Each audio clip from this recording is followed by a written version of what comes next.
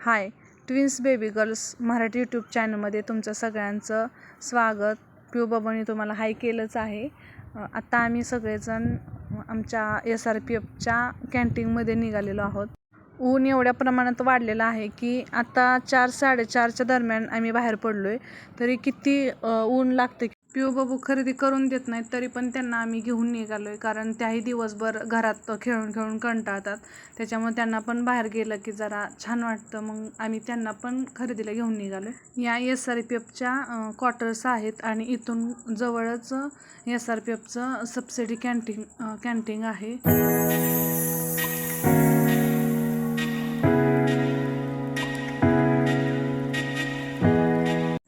दोघींना गाया वगैरे बघून खूप आनंद झाला होता. पिऊचं चालला होता दंगा, हंबा हंबा करून ती बघत होती. तिला खूप आनंद झालेला. आणि बबूचं इकडून गाडी चालवायचं चाललं होतं बाबांसोबत. तिलाही हंबा बघून खूप आनंद झालेला. त्यांना एवढं छान वाटत होतं बाहेर गेल्यानंतर.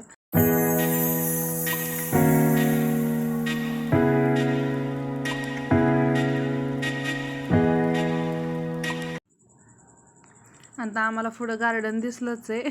हे SRPFमधलं गार्डन आहे. बबूला गार्डन दिसलं की तो लगेच चालूच झालं त्याचं गागण गागण म्हणायचं. त्याच्या एवढं लक्षात राहायला लागले की अलीकडं त्याला एकदा दोनदाच गार्डनला आणलेलं तर तो लगेच म्हणतो गागण गागणला चला, म्हणजे नाही का सांगायचा प्रयत्न करतो गागणला जायचं आहे म्हणून वगैरे असं. तर त्याला गार्डन दिसलं की त्याचं चालूच झालं गागण गागण म्हणून. पण उन्हाने एवढं गरम झालं की आता सध्या नाही त्याला गार्डनला नेणार आहे. बबूचा खूप दंगा चालला की गार्डनला न्यायचं म्हणून, म्हणजे त्याचं असं बोर्ड दाखवून चाललंच आहे गार्डनला चला म्हणून. तो खूप गाडीच्या पुढं जाऊन बघायला लागलाय की गार्डनला जायचं आहे म्हणून. चला पुढं आलंच आहे SRPFचं सबसिडी कॅन्टीन.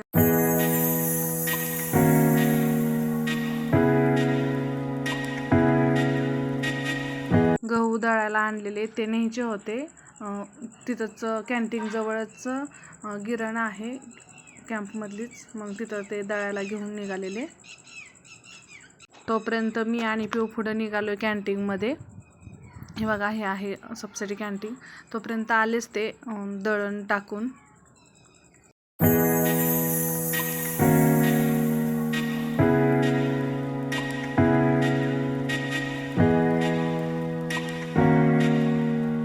त्यांच्या मित्रांसोबत त्यांच्या गप्पा मारायला चाललेल्या. त्यांचं काहीतरी काम वगैरे पण झालेलं. तोपर्यंत मी इथं पिशवी अडकवली आणि मी आणि पिऊ पुढं निघालो आहे खरेदी करायला कॅन्टीनमध्ये. पिऊनच बकेट वगैरे घेतली. पिऊना निघाली आहे, माझ्या अगोदर पिऊच निघाली खरेदी करायला. हे बघा, आता एवढी मस्त खरेदी होणार आहे कारण आज पिऊ बबूला आम्ही खरेदीला आणले. पिऊची गडबड उठली आहे सगळं बघून की कुठं काय आणि काय घेऊ. मी म्हटलं काय घ्यायचं, तर म्हणती काय घ्यायचं आपल्याला.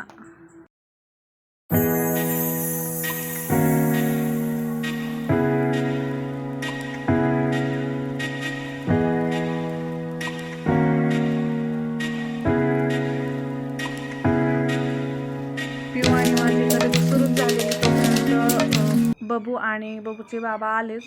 त्यांचं सुरू झालं. म्हणजे आम्ही घेतलेलं साहित्य पिऊ बबू काढून ठेवत होते. कोणत्याही वस्तू त्या बकेटमध्ये आणून टाकत होते आणि बाबांना तेवढंच काम लागलेलं की सगळं साहित्य बकेटमधलं काढायचं होतं, तिथं लावायचं आणि जे घेतलं ते पुन्हा बकेटमध्ये नेऊन टाकायचं आणि ह्यांचं पुन्हा ते ठेवायचं. एवढंच चाललेलं. तोपर्यंत माझी इकडं खरेदी सुरूच होती. खरेदी थोडीशीच करायची होती, म्हणजे घरातल्या ज्या जीवनावश्यक वस्तू आहेत तेवढ्याच घ्यायच्या होत्या, कारण घरात पण भरपूर साहित्य शिल्लक होतं.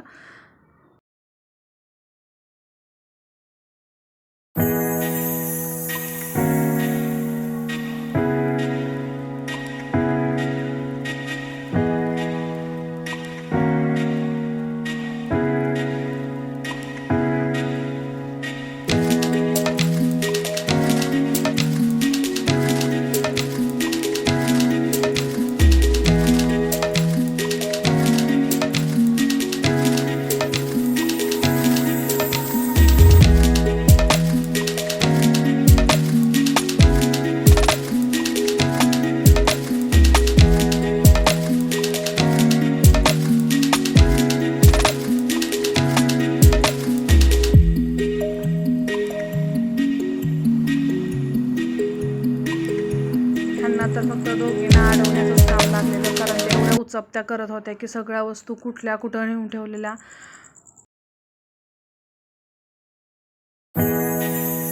खूप दिवस झालं ढोकळा केलेला नव्हता, त्याच्यामुळं ढोकळ्याचं प्रीमिक्स हे घ्यायचंच होतं आणि ते आज अवेलेबल होतं, मग मी ते घेऊन टाकलं.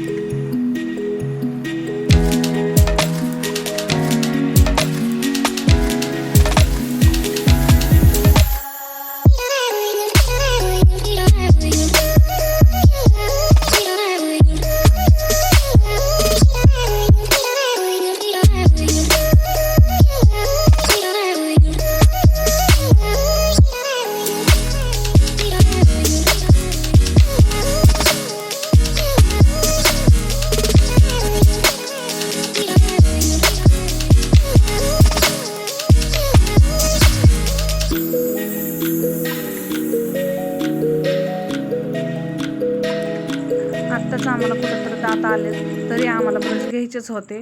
मग शेवटी ब्रश घेऊन टाकले, कारण घरातल्या सगळ्यांचे ब्रश ते सारख्या घेत असतात दोघी, त्यांना खूप ब्रशची आवड आहे. मग ब्रश घेऊन टाकले. आम्ही दोघं ब्रश काढतोय तोपर्यंत ह्या दोघी लगेच गायब झाल्या. एक तर इथं दिसतीये, दुसरी हे बघा.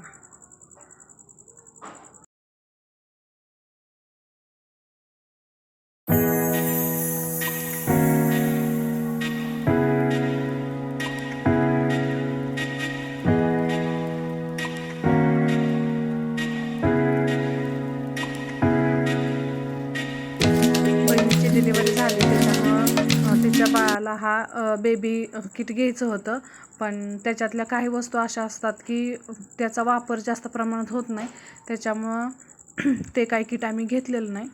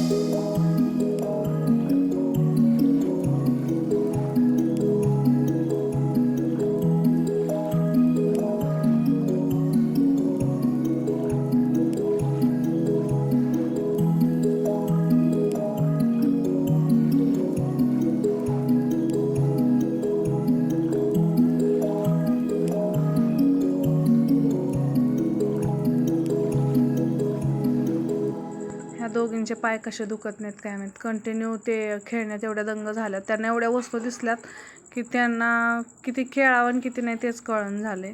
पिऊ तर काय ते बकेट आणि त्या बकेट. चला आता आमची सगळी खरेदी झालीच आहे बऱ्यापैकी म्हणण्यापेक्षा सगळं घेऊन झालेलं. ते त्यांच्यासाठी चप्पल वगैरे बघत होते.